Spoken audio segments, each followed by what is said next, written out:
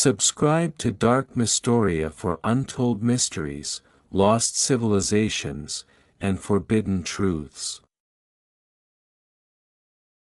The sun rises slowly over the land of Kemet, its golden light spills across towering stone pillars, carved by hands long turned to dust. Sand drifts softly through the air, carrying whispers of an age when gods walked among men. From the heart of the great temple, he emerges, tall, unshaken, eternal, clad in the blue and gold of royalty, crowned with the sacred names. He steps forward with the calm authority of a ruler chosen by the heavens themselves. In his hand, the staff of power. In his eyes, the weight of a civilization. This is the son of Ra, this is the living Pharaoh, but before he became a god in stone and legend, he was once a child, born under an omen that would change the fate of Egypt forever. The birth of a divine king. In the night of his birth, the Nile ran unnaturally still. The priests watched the stars align in a pattern unseen for centuries. They whispered in fear and awe. The high priest stepped forward and spoke the prophecy, "This child shall unite heaven and earth. He will command gods and men alike. His name will echo longer than the pyramids themselves."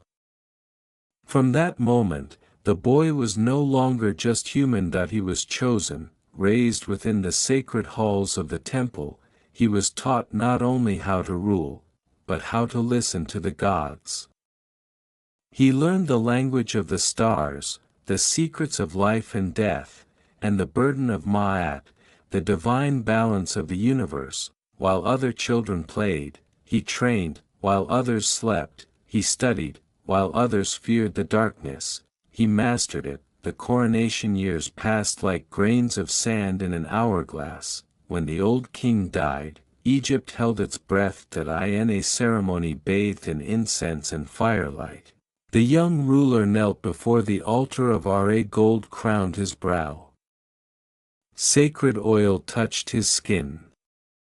The gods were invoked, and then, silenced. A sudden wind swept through the temple, torches flickered, the priests fell to their knees. The gods had accepted him. He rose, not as a man, but as Pharaoh. From that day forward, his word was law, his breath was command, and his presence alone inspired both devotion and fear. The age of power under his reign, Egypt flourished. The Nile obeyed him, flooding when needed, retreating when commanded. Crops grew tall. Cities expanded. Trade routes stretched across deserts and seas. Monuments rose toward the heavens, stone declarations of immortality. But power always attracts shadows. Beyond Egypt's borders, enemies watched. Kings plotted. Armies gathered. They believed Egypt's strength came from stone and soldiers. They were wrong. It came from him. The war of the black horizon one dawn. As the sun bled red across the sky, messengers arrived with terrible news. An enemy force marched from the east, larger than any seen before. The court panicked, the generals argued, the people prayed. The pharaoh did not move. He walked alone into the temple, standing before the statues of the gods. There, in the sacred silence, he removed his crown. For the first time, he spoke not as a ruler, but as a servant. "Grant me strength," he whispered, "and I will defend this land until my last breath."